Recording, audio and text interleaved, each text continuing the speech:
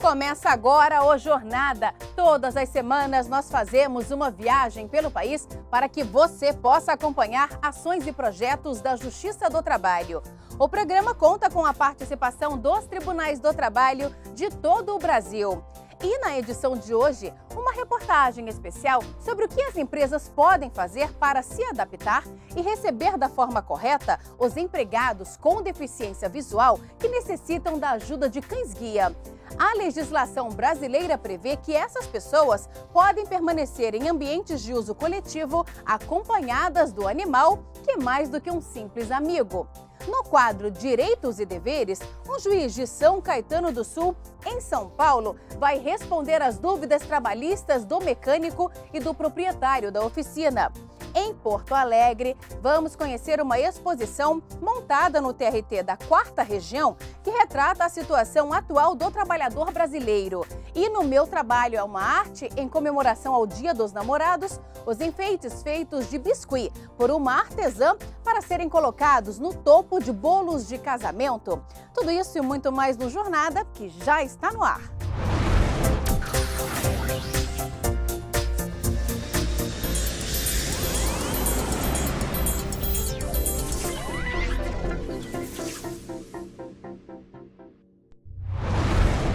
Quem tem deficiência visual sabe que qualquer tipo de ajuda para se locomover é sempre muito bem-vinda. As pessoas que trabalham fora precisam ainda mais desse apoio. Muitas contam com a ajuda de um animal que é mais do que um simples amigo, o cão-guia. A legislação brasileira prevê que as pessoas com deficiência têm o direito de ingressar e permanecer em ambientes de uso coletivo acompanhadas de cães-guias. Mas será que as empresas estão preparadas para receber empregados que andam acompanhados desses animais? Na reportagem especial de hoje, vamos saber mais sobre o assunto e conhecer a rotina de quem não se separa dos melhores amigos caninos.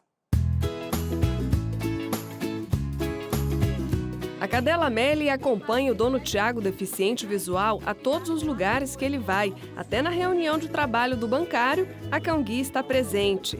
O crachá e o uniforme foram dados pela empresa. Tiago conseguiu a cadela após passar por um processo de seleção feito por uma escola que treina cães nos Estados Unidos. Ele foi aprovado para ficar com Melly, que atende aos comandos dele em inglês. Melly, forward, let's go. Melly, right? Forward. Segundo o bancário, que tem apenas 5% da visão, a empresa nunca o impediu de trabalhar com a cão-guia. Pelo contrário, o incentivou. O banco me apoiou em todos os momentos. Eles me concederam as férias que eu precisava para poder ir aos Estados Unidos buscar ela e financiar a minha passagem também.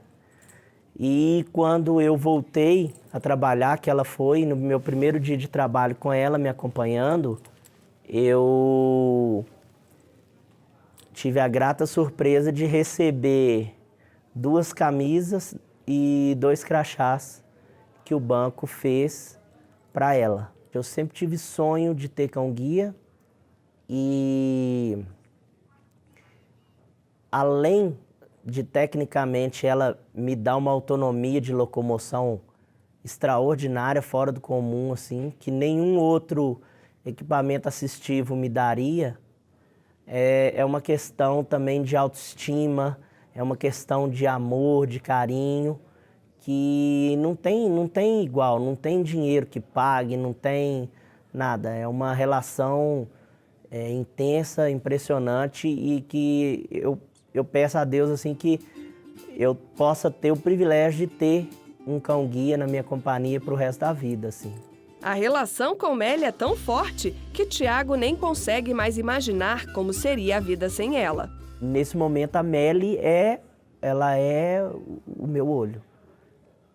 Né? Eu brinco que ela é meus olhinhos de 4 patas. De acordo com a Lei 11.126 de 2005, a pessoa com deficiência visual usuária de cão-guia tem o direito de ingressar e permanecer com o animal em todos os locais públicos ou privados de uso coletivo, mas fica proibido o ingresso de cão-guia em estabelecimentos de saúde, nos setores de isolamento, quimioterapia, transplante, assistência a queimados, centro cirúrgico, central de material e esterilização, unidades de tratamento intensivo e semi-intensivo, em áreas de preparo de medicamentos, farmácia hospitalar, em áreas de manipulação, processamento, preparação e armazenamento de alimentos. A legislação também exige que o cão-guia utilize uma plaqueta de identificação com dados do centro onde foi treinado e do deficiente visual acompanhado por ele. E quem é assistido pelo cachorro deve portar sempre a carteira de vacinação do animal. Bom, eu tenho uma documentação da escola, que é a Pilot Dogs, dos Estados Unidos, falando que ela foi treinada lá, que ela é uma cão-guia, que agora ela está comigo, né? Eu tenho uma carteirinha e eu tenho também, que eu ando junto comigo, o cartão de vacina dela, com todas as vacinas, vermífugo, tudo que é feito nela, tudo direitinho, para comprovar que ela está com a saúde perfeita, assim, que não vai trazer nenhum transtorno, nenhum risco a ninguém. A Lei 13.146 de 2015, que instituiu o Estatuto da Pessoa com Deficiência, diz no artigo 4º que toda pessoa com deficiência tem direito à igualdade de oportunidades com as demais pessoas e não deve sofrer nenhuma espécie de discriminação.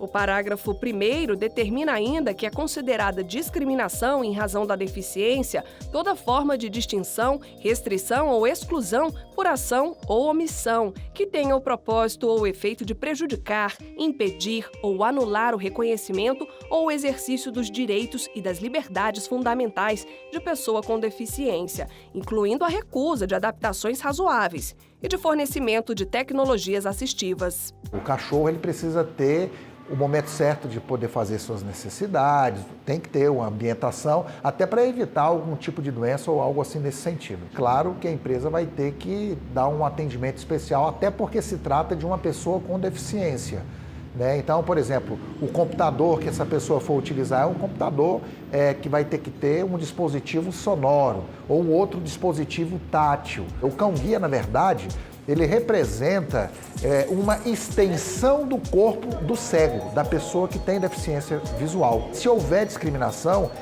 pode representar uma situação criminal. Inclusive, esse crime de discriminação está descrito na Lei 13.146, que pode dar um apenamento para quem discriminar o cego com o cão de até 4 anos de cadeia. No Brasil, existem mais de 6,5 milhões de brasileiros com deficiência visual, de acordo com o Instituto Brasileiro de Geografia e Estatística, o IBGE. O número de cegos que contam com o auxílio do cão-guia para se locomover é pequeno. Há no país em torno de 150 cães em atividade, segundo explica a coordenadora da Associação Brasileira de Ações Humanitárias, a ABA. A ONG adestra cães-guias em parceria com o Corpo de Bombeiros do Distrito Federal. Veterinários da UNB também são colaboradores. Sem financiamento público, doações garantem a alimentação dos cães-guias, que depois de treinados, são doados pela ABA. Hoje nós temos uma lista com mais de 300 pessoas à espera de um cão-guia, que se candidatam, né, a ter um cão-guia. Nós poderíamos estar formando aqui em torno de uns, eu diria, de 20 a 30 cães por ano. A gente tem espaço físico para isso e temos capacidade técnica para isso. E nós temos aqui 5 militares que são treinadores. Então, mas a gente não tem dinheiro para investir. O custo para a gente de um cão-guia, para formar um cão-guia, do nascimento a ser entregue, nós já gastamos aí mais de 45 mil por cachorro.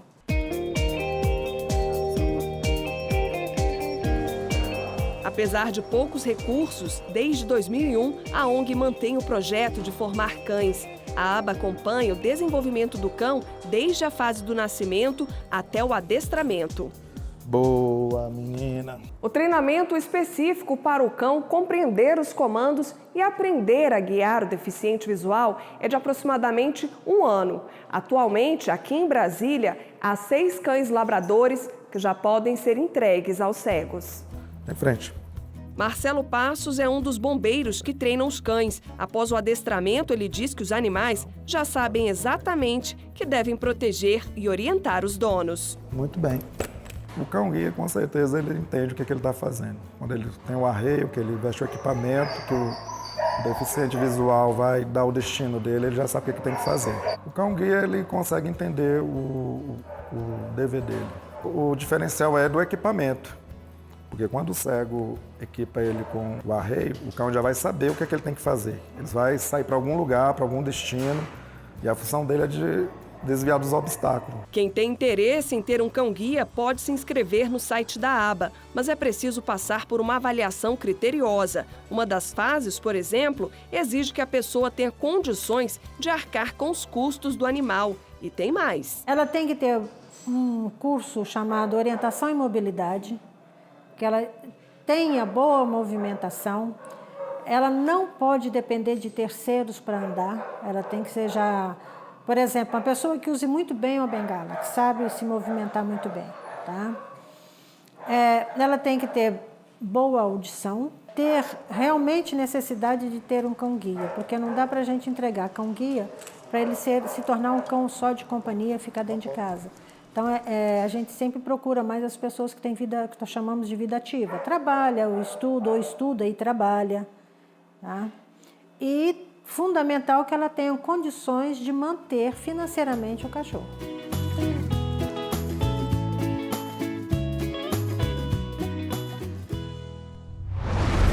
No próximo bloco, no quadro Direitos e Deveres, um juiz de São Caetano do Sul, em São Paulo, vai tirar as dúvidas trabalhistas do mecânico e do proprietário da oficina.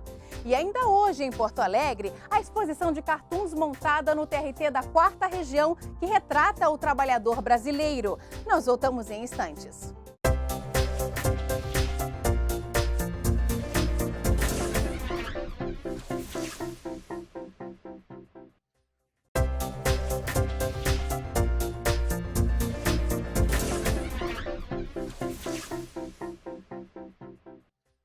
Vamos saber o que a Justiça do Trabalho vem fazendo para melhorar os serviços oferecidos ao cidadão? Conheça essas iniciativas agora no JT em Ação.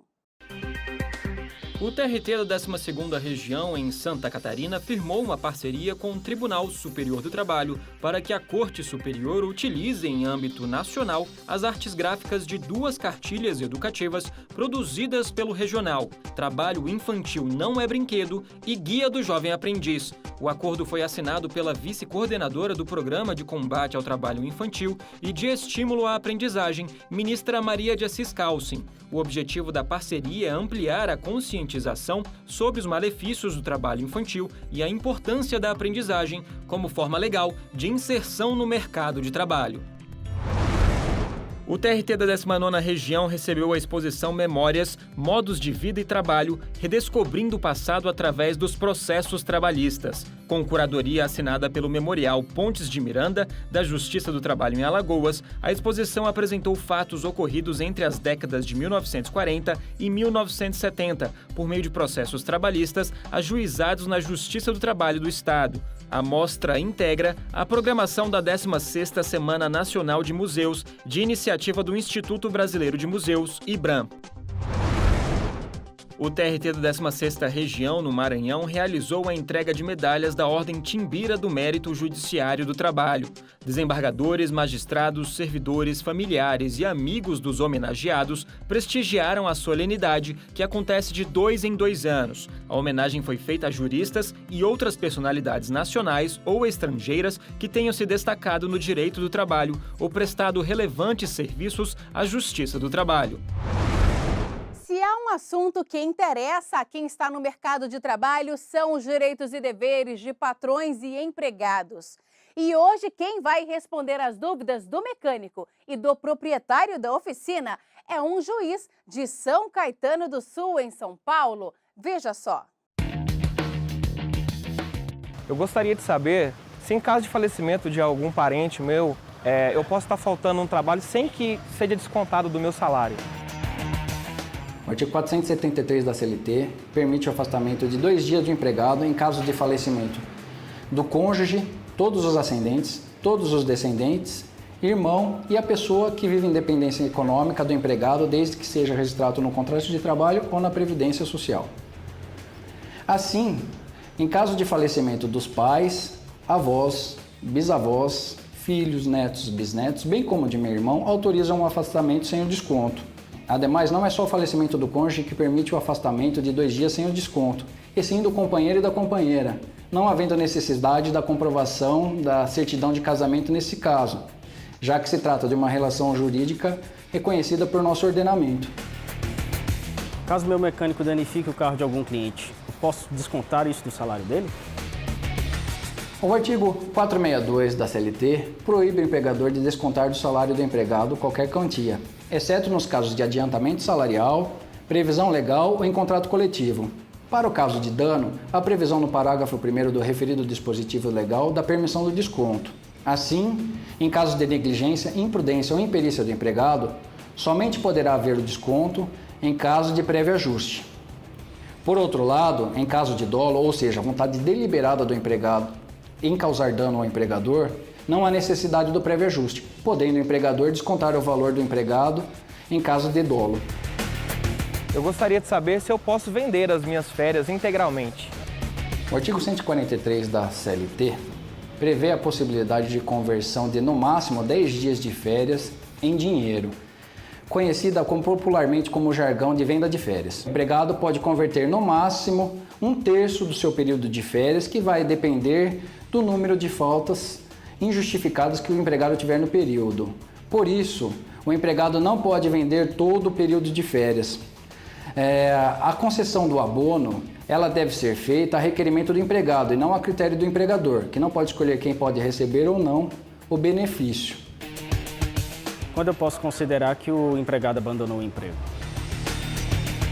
Para a configuração do abandono de emprego, far-se-á necessária a presença de 2 requisitos: a intenção de romper o vínculo e o afastamento do serviço. A súmula 32 do Colégio do Tribunal Superior do Trabalho estabelece um prazo de 30 dias para que seja configurado o abandono de emprego, já que não há nenhuma previsão do prazo previsto por lei.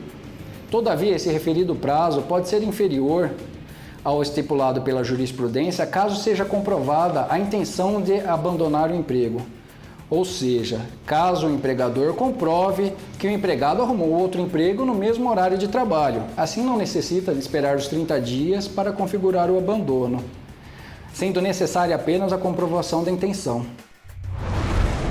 No próximo bloco, a exposição de cartoons montada no TRT da 4ª Região que retrata o trabalhador brasileiro. E mais, no Meu Trabalho é uma Arte, os enfeites feitos por uma artesã para serem colocados no topo de bolos de casamento. Nós voltamos daqui a pouco.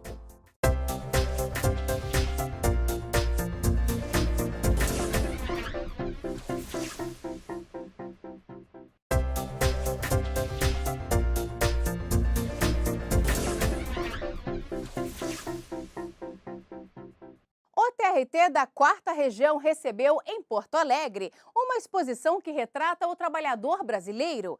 As peças da mostra Trabalho Riscado são do cartunista gaúcho Santiago. Confira.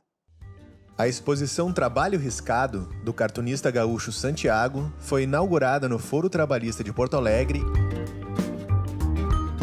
A mostra reúne desenhos que, segundo o próprio artista, brincam sobre questões sérias referentes ao trabalho e às profissões. O artista comemora o convite recebido. Para ele, sua obra deve estar ao alcance do povo e, para isso, nada melhor que um lugar como o Foro Trabalhista, onde a movimentação de pessoas é sempre muito grande. É diferente de uma galeria, onde vai um público que só vai a galerias e que não costuma, onde a grande massa não vai. Então, me agrada muito estar nesses lugares, assim, para mim são lugares populares. Se é bom para o artista, para o público também é. O vice-diretor do foro vê a exposição como um meio de trazer mais leveza a um ambiente por vezes tenso, como são os salões da justiça. É extremamente louvável essa iniciativa do tribunal e aqui no Foro Trabalhista é o ambiente ideal para que ele compareça. Porque transitam aqui 7.000 pessoas por dia. As pessoas vêm aqui testemunhar ou vêm aqui tratar das suas vidas, dos seus processos. Mas o momento em que tu passa por umas obras dessas, assim que nem a do Santiago, tu dá uma certa amenizada nessa tua preocupação, porque são obras geniais. A presidente do Tribunal Regional do Trabalho da 4ª Região destaca o talento de Santiago para retratar a vida com humor, sem deixar de lado uma reflexão inteligente sobre a realidade. O Santiago é um artista excepcional, premiado, ele acabou de receber um prêmio na Espanha. E o que é interessante é que ele pega nas suas charges, nos seus desenhos, nos seus livros, ele pega exatamente o momento pelo qual o país e o mundo está passando, e ele apresenta a sua visão daquilo que ele está vivenciando. Antes de ser instalada no foro, a exposição foi apresentada no prédio sede do tribunal e marcou a abertura do calendário de eventos promovidos pela Comissão de Cultura.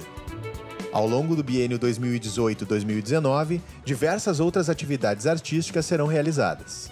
A gente pretende, ao longo dos próximos 2 anos, encaixar atividades culturais ligadas à fotografia, à pintura, à escultura, atividades culturais não só relacionadas às artes plásticas, mas também o teatro, concursos de literatura, poesia, enfim. Os nossos jurisdicionados, visitantes, magistrados, servidores, com certeza vão gostar do que nós vamos trazer aí ao longo dos próximos 2 anos.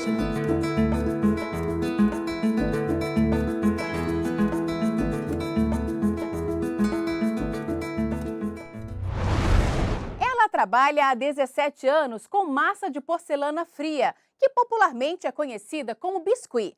Mas há 12 se especializou na produção de noivinhos para serem colocados no topo dos bolos de casamento. E em comemoração ao Dia dos Namorados, o Jornada vai mostrar como essas charmosas peças são produzidas. É o que você confere no quadro Meu Trabalho é uma Arte de hoje.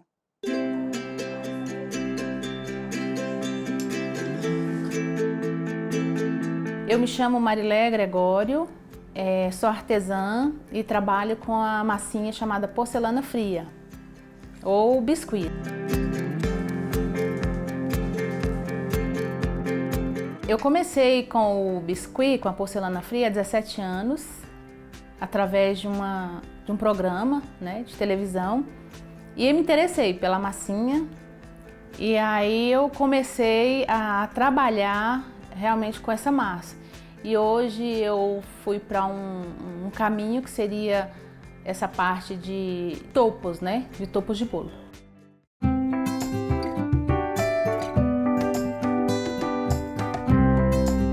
Na época, os cursos eram mais difíceis. Eu li muito sobre a massa, sobre a porcelana fria, revistas, programas mesmo, né, de TV. Foi assim que eu fui aprendendo.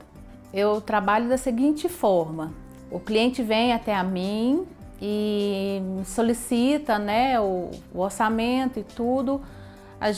Eu mando um formulário de agendamento para ele responde com as informações que eles querem que eu faça, tanto o casal, a menina, o menino, e me manda essas informações, questão de cabelo, cor de pele, as roupas que eles querem que eu personalize. Dessa forma que eu trabalho. Então, assim, todo o meu trabalho ele é personalizado de acordo com o que o meu cliente pede. A procura maior aqui, geralmente, é para casamento. Casamento, namorados, mães, dia dos pais, aniversário em geral. Mas a maioria mesmo é casamento. Teve um caso muito legal que aconteceu comigo, que um rapaz me procurou, ele tinha interesse em uma pessoa, ele não sabia como abordar ela, né? Falar com ela para poder pedir namoro. Ele me procurou, eu fiz uma bonequinha para ele e ela adorou a bonequinha. E hoje eles estão casados. Depois dessa bonequinha voltaram o casal, pediram o do noivado. Depois, sucessivamente, pediram do casamento e hoje ele já tem uma filhinha. Então, assim, foi uma história muito engraçada porque eu virei a Cupido, né? deles, dos dois, através do meu trabalho.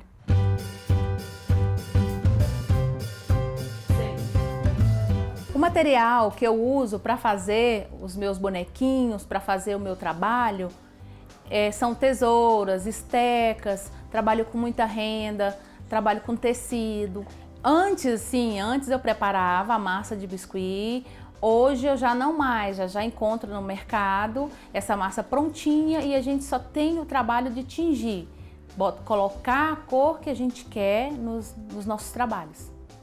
Cada bonequinho ela tem um início base. Eu faço o rosto, faço perna, faço cabeça e vou montando de acordo com o que o meu cliente pede. As roupas eu vou fazendo de acordo com as fotos que eu recebo. Então é uma montagem. A minha produção semanal é o seguinte: eu inicio todo o processo na segunda.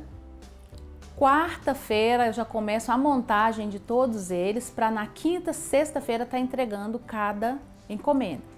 Então eu procuro fazer no máximo somente 4 por semana. Olha, a questão de gostar de fazer e ficar feliz com o resultado é quando o cliente volta e mostra a sua satisfação.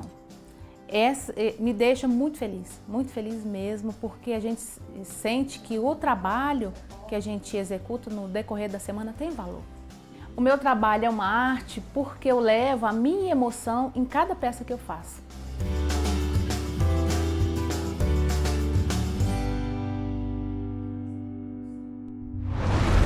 Por hoje é só, o Jornada fica por aqui. Muito obrigada pela companhia e até a próxima.